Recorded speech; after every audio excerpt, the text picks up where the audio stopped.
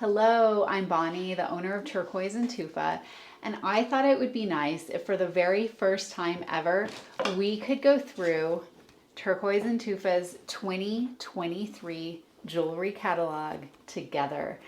These pieces I have for you this year are phenomenal, and I thought it would look better if I could actually show them to you on me, and maybe tell you a few stories. So let's start out with this glorious bracelet on the cover by none other than Charles Loloma. I'm so happy to have this bracelet for you.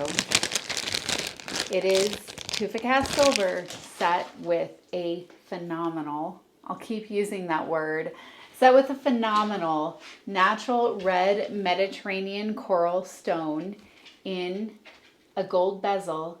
And then, as Loloma did so often, he gave us a lovely surprise inside of 3 drilled turquoise stones.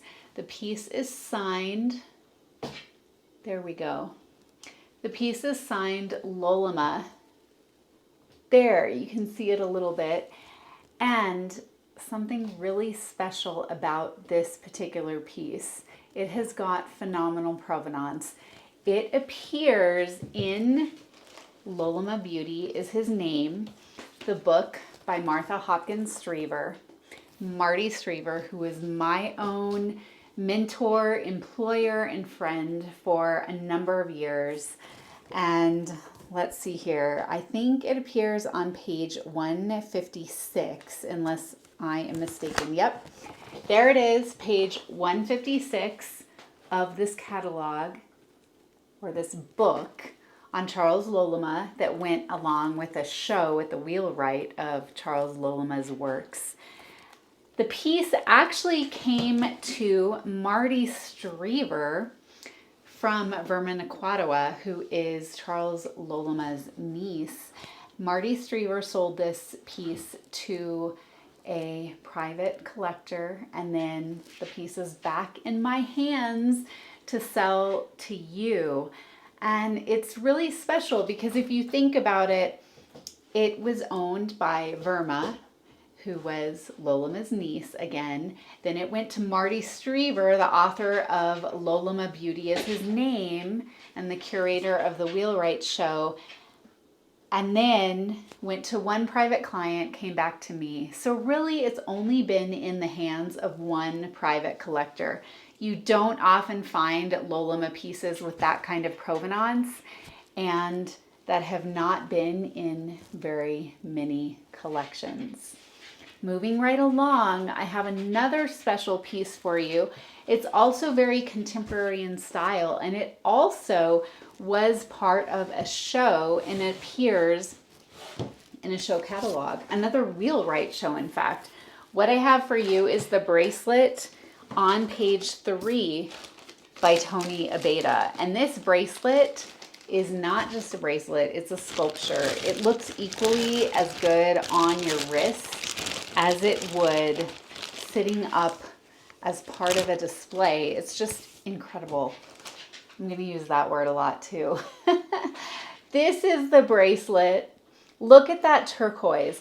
It's all natural turquoise from different mixed mines. We've got Bisbee in there. We've got Morenci in there. Look at that center stone. We've got Lone Mountain in there. I'll put it on for you. And my wrists are child size, so please keep in mind that if something appears way, way too big on me, that does not necessarily indicate it's going to be that way on you. This piece is big, it is bold. It's the kind of piece you walk into a room and it bowls people over because it's so, so amazing. It's signed on the inside. And again, it appears in this Tony Abeyta catalog on page, actually it's an Abeyta family catalog, not just Tony, but there it is in the catalog. See, it's much more fun in person. And then whoever purchases this bracelet, whoever gets to be the lucky next owner is going to receive this catalog copy, which is signed on the inside by Tony. So boom, boom, 2 book pieces, one by Loloma, one by Tony Abeyta, who is actually probably better known as a painter than a jeweler. This is Larry Golsh, and it's a rainbow. See that rainbow? Tufa cast silver with 2 raindrops on the top. And what's so neat, and again, super sculptural about this, look at how the raindrops, especially this one, which is a little bit bigger, they're not completely soldered onto the rainbow. It's like they're sliding off of the rainbow. Just, I don't know, it's things like this that are after my heart. When we move to the next page, we move on to Perry Shorty. And Perry is another hugely sought after artist. He's a contemporary Navajo jeweler who works in a technically perfect traditional Navajo style. I've got 3 of his cuffs today and 1 belt. Perry, let me share a little story with you about Perry. Back when I worked with Marty Screever, she was known throughout the world actually for taking people on these field trips through the Pueblos. We would go up to Hopi, go to Navajo land, and she would allow clients and collectors to watch Native artists working, making jewelry, making pottery. You would get the chance to see their process when we would stop at each of these locations on our field trips. Perry Shorty appeared in almost every single field trip we did because he was that much sought after. And Perry is the type of jeweler who sells out of his jewelry every time there's an Indian market, every time there's a herd fair.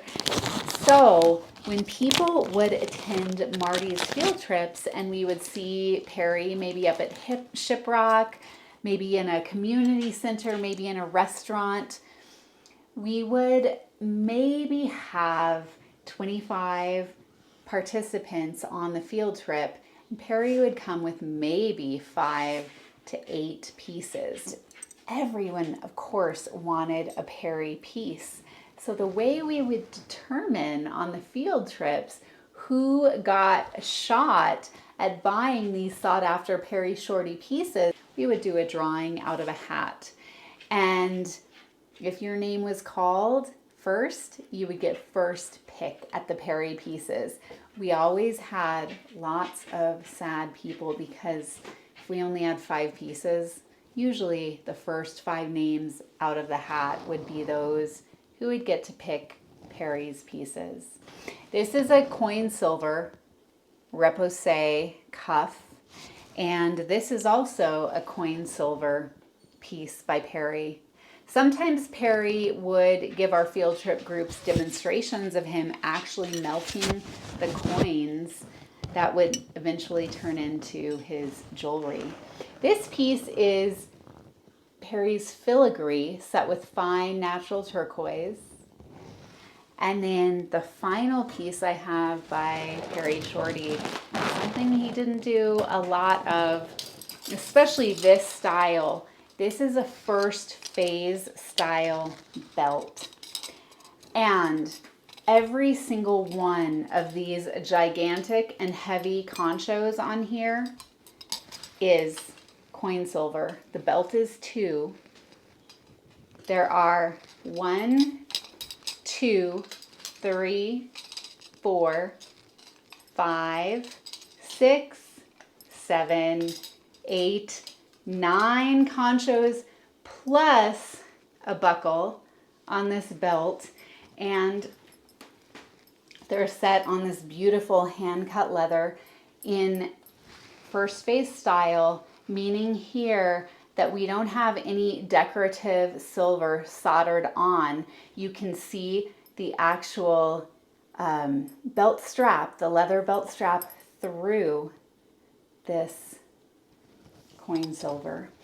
The belt is signed, and this is another special piece that is a nod to Marty, because this was originally sold by Marty Strever. She makes an appearance again and again in my catalog because she is always with me, and her pieces continue to come back to me, pieces that she sold over the years to different collectors. So this is a really, really special piece. I'm thrilled to have it. It fits, I think, a size 32. Let me look here. I think 32 to 35 inch waist. So there's a little bit of play here. And man, I'm lucky to have it. And whoever purchases this will be very lucky to have a rare Perry Shorty first phase coin silver signed belt. Moving on to the next page, which is page 5, I finally get to put on some jewelry for you. This is a Mike Bird Romero necklace, and totally stunning on. It's 3 strands of these biwa stick pearls. They're Japanese. And then we've got red Mediterranean coral, huge tubes of natural red Mediterranean coral. The two are a really neat pairing together. These pearls are really opalescent. I don't know if you can see in there. I think you can see, you can pick up pinks and blues in there. And when you put this on, it changes everything. I'm just wearing a boring black tank, and look at this. Look how my whole look has changed now. I went from so casual, hot, sweaty. I don't have air conditioning, and it's really, really hot in this room. So pardon my look, but this sure helps it. It's really a stellar piece, signed on the cones, and just kind of, it flows however you want to let it flow. Really gorgeous. We'll move now to a piece that is perfectly coordinated with this, even though it's a totally different artist. This is by Navajo Jimmie King Jr., who is no longer with us.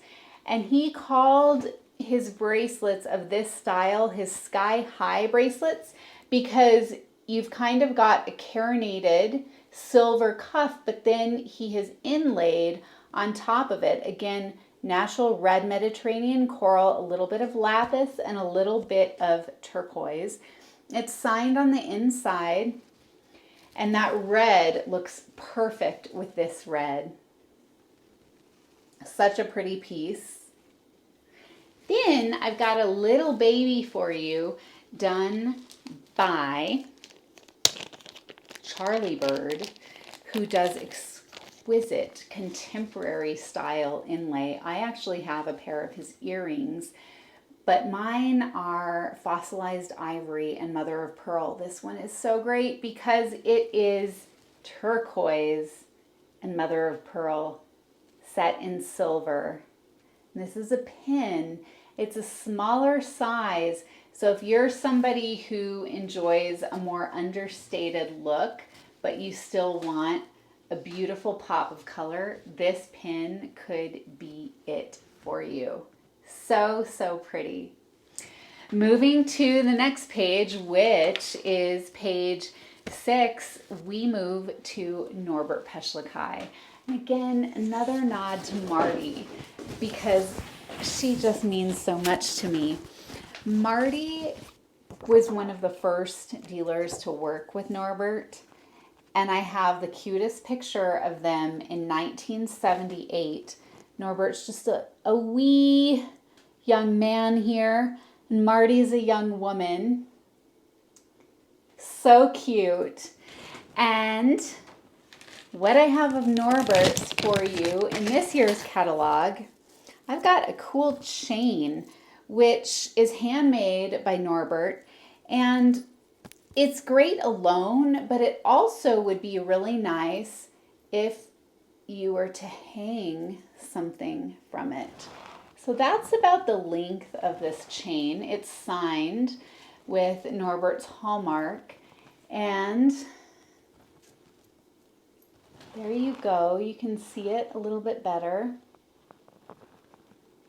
But if you had a nice pendant to hang on there, it would also be lovely.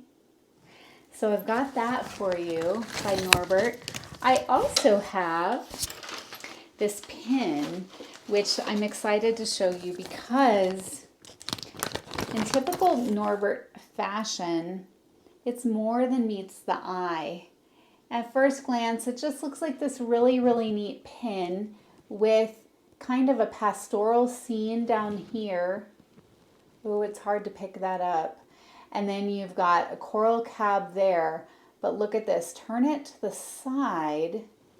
And there's kind of a hidden Picasso-esque design in there. Kind of like a face. I don't think you would want to wear the pin pinned that way because you have a dangle on the pin. But it's fun to know that you've also got that face in there, just for your own knowledge. So a really pretty pin. It's hard to get this to show up, but now there you go. You can see it. Really nice. And then I have a pair of Norbert Peshlakai's earrings. These are called his guitar pick earrings because they look like guitar picks. And these have a really pretty, let's see if I can get that focus. There we go. These have a really pretty design in them. Just complex stamping. And notice the stamp work there that looks kind of like a star or a flower.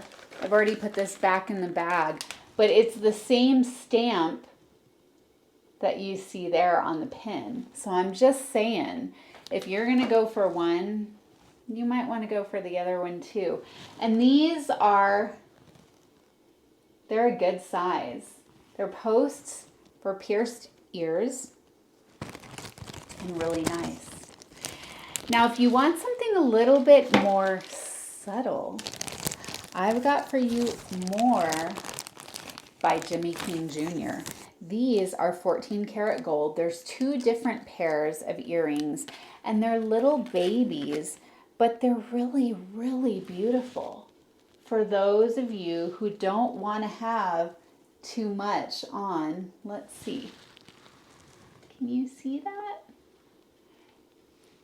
See that? They're really little. They're easy to wear. But because of the complexity of the inlay in there, they make more of a statement than you would think. Really pretty earrings, and you've got your choice of two different ones.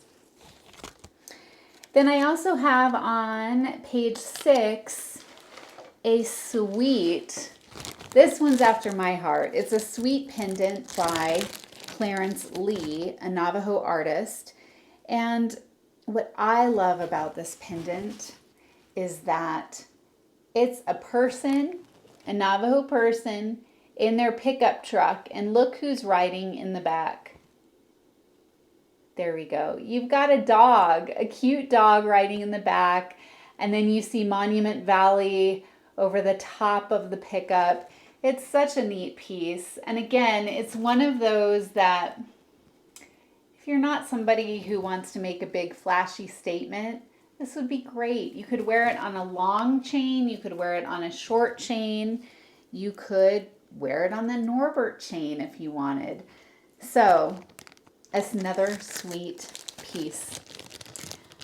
All right, we've got a lot to cover in this first section here because page 7, oh, I had already moved on to page 7 with the Jimmie King Jr.'s. Sorry, I'm getting so excited I'm not staying on the right page. Well, the last earrings I have on page 6 are these by Veronica Poblano.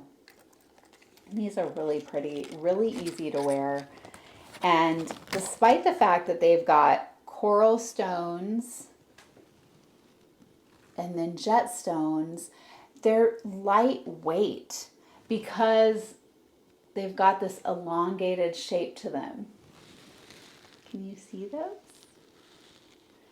It's hard because my camera is not the best at picking these up, but these are really nice. This little dollop of coral you have there. They're posts for pierced ears, and they're also this more red Mediterranean coral instead of the super orangey. They're probably, this is real red, and these are a little bit in between the orange and the red. Let's see. There you go. Really sweet. All right, we're coming to a stopping place here after we finish page 7. And I've got some Hopi gold on page 7 and some Duane Maktimas as well. First, I'll show you the Hopi gold. These are by Watson Honanie, and this is 14 karat gold over silver overlay.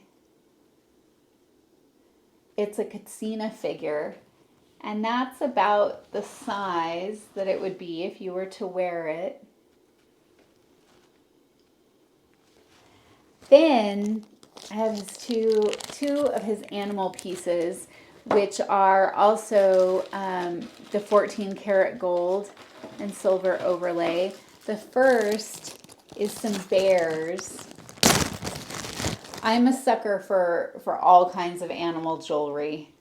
This is going to be hard for the camera to show. But you've got a bear claw, a walking bear, a bear that's kind of stretched out, another walking bear, and then another bear claw.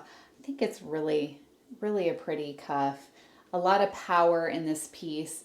It's too big for me, but such a beautiful look. I love the look of mixed metals, the silver and the gold. I think that if you do it right, it can look really, really nice. The next and final Watson Honanie piece I have for you is a pair of these wolf earrings. Again, a powerful animal. I'll put one on if I can get it on. 14 karat gold over silver overlay. Wear these wolves and you have got a lot of power going for you. There they are. Can you see that? So beautiful. Really an elegant design. And with that 14 karat gold, it just dresses them up. Sometimes animal jewelry can tend to look a little bit, I don't know, more casual, let's say. But these are definitely elegant and dressy. Signed on the reverse. The final pair for this part 1 video that I have to show you. They're by Duane Maktima. And these are Rosarita with opal and 14 karat gold set on silver. They're half hoops and they're signed on the reverse. You make a really pretty statement in red orange. I'm again trying to get my camera to focus on them, but I don't think it's going to. Let's see if I can show you what these look like on, because they're really pretty. Really, really pretty. There's just so much talent, so much diversity going on in the realm of fine Indigenous jewelry. I'll put on the other one so that they're balanced. It looks a little bit funny to just have one on and not be showing you all the whole get up. Okay, So how striking is that? Just really, really pretty. And again, I'm not even having great focus right now, so you can't totally see, but trust me, in person, these are the bee's knees. Thanks so much for looking at these first pieces with me, and I hope to see you back to look at the rest of them. I've got some great historic, as you can see in the catalog, and some other great vintage pieces. I'm going to take these off so that they're all ready for you. Alrighty, have a good one.